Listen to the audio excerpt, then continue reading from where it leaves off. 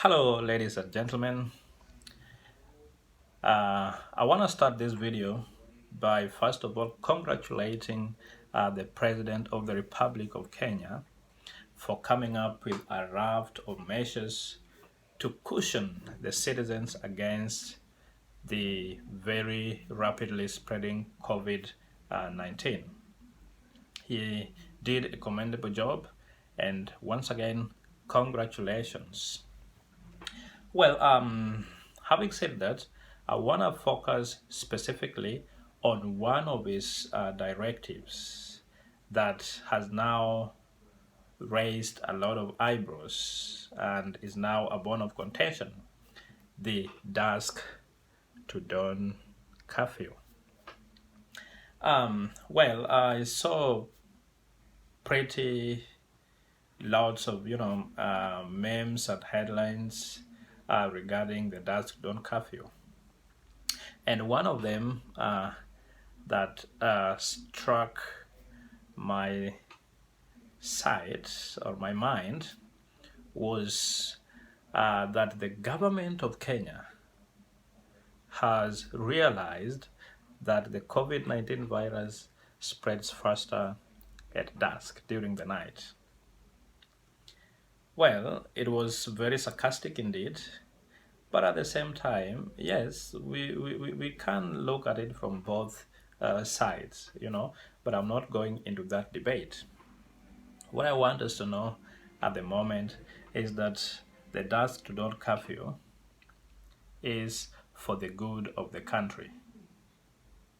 All right? That is the most important thing I want us to pick from that. It is for the good of the country. We should abide by it. We should ensure that we assist the government in enforcing it. Well, it was chaos. The first day of this dusk to dawn curfew was chaos. We saw it in television, lots of images on social media, confusion, pandemonium, and above all, we saw the brutality of the police meting violence against its own people. But the question I want to ask right now is, who is to blame? Should we blame the police for being so brutal? Or should we blame the citizens for ignorance? We have here another Kenyan in the diaspora, is George Njogu. George, what do you think? Who is to blame? Do you think we need to blame the police or the citizens regarding the dusk to dawn curfew? Well, I think we need to look at it in two ways. And for me, my own opinion is we need to blame the public to a larger extent. Because the government has been insisting that we need to stay at home, because this is the best remedy for this. We need to stay away from the social light. We need to stay at home, all right? And we need to avoid crowded places. And that is why the government is also saying that some of the jobs that we do, we can do them at home so that we can try and avoid the spreading of this virus. But for the police, yes, we cannot lack a few police who will not do the right thing. Like the case of Mombasa, that was to the extreme because even the time for curfew had not yet started. So there are those cases that will happen like that. But to a larger extent, I think the public needs to obey the law. If curfew is beginning at 7 o'clock, why do you have to wait until 7? It doesn't make any sense. It's all about planning yourself, because for me, the government is trying to balance, for people those who normally get their daily bread on a daily basis, they need to go and do something and get something to eat. And then they should plan themselves in such a way that by 7, they are at home. you know. So the government is trying to balance the two. But if Kenyans become more indisciplined, I think we are heading to complete lockdown, and this will not this will not be good for them. So for me, to a larger extent, the public is to blame. All right. And a Thank few you very much. police officers here, they are misbehaving, and the law needs to take its course. Well, thank you very much, Mr. George. That is George's opinion. So, to him, the citizens are to blame because of, is it ignorance, Mr. George? It's ignorance. It's ignorance. Total ignorance. Okay. Thank you very much. Well, ladies and gentlemen, we have here Nelion. You know him, Nelion Ustad if you want.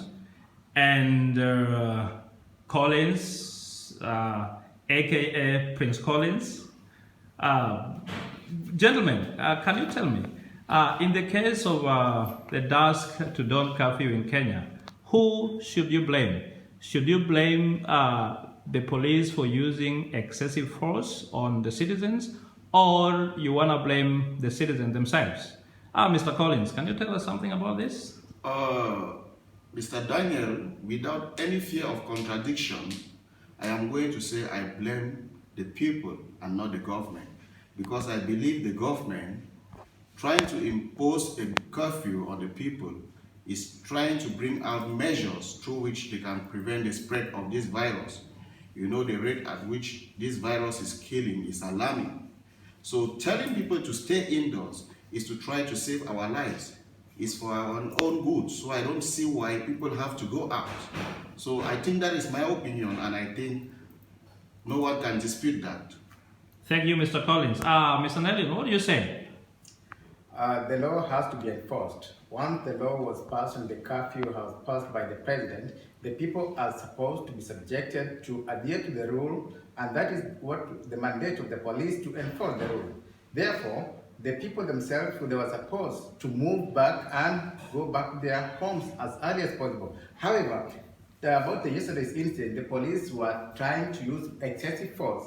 Actually, I noted in one place that the police were going out with their patrol cars and just making humble requests for people to move. That was also good. But excessive force was kind of bit of inhuman, but people need to move back home. It is for the sake of their health, it's sake for the country, and therefore people need to obey the law. That is my opinion. Well, thank you very much, gentlemen. That is the opinion regarding this matter. So we appreciate you a lot, gentlemen. Thank you. You know, the issue of this curfew was in the public domain.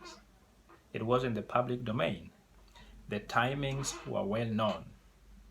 And therefore, all Kenyans were aware that the curfew will start yesterday. So therefore, as a responsible citizen, in my opinion, we were supposed to ensure that we carry out our daily business within the presence of the curfew timings so that we can come back to our homes before the curfew begins. So in this case, I want to blame the hen and I also want to blame the mongoose. That is a saying from my community, you know, where I come from. Sometimes we can blame the hen and the mongoose as well. So in this case, I blame the police and also I blame the citizens for ignorance. Well, the police are known for being brutal, even where force is not needed. They are in the annals of history, beating up people, torturing innocent citizens, even where force is not needed. So that is not news. And therefore, the police need to wake up right now. It is the 21st century. The police need to start doing their work a bit more professionally, you know, not using violence. We have lots of them that are trigger happy. So now that the president announced the curfew, many of them were celebrating, warming up, knowing that they will beat citizens. That is not what they are there to do. They're supposed to enforce the directive in a civilized manner. That is my opinion.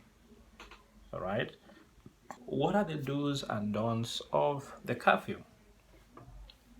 Number one, be at the right place at the right time. And number two, be at the right place at the right time. Number three, be at the right place at the right time. Those are the do's and don'ts of this curfew. Just make sure that you are home at the right time, that you are indoors before curfew begins.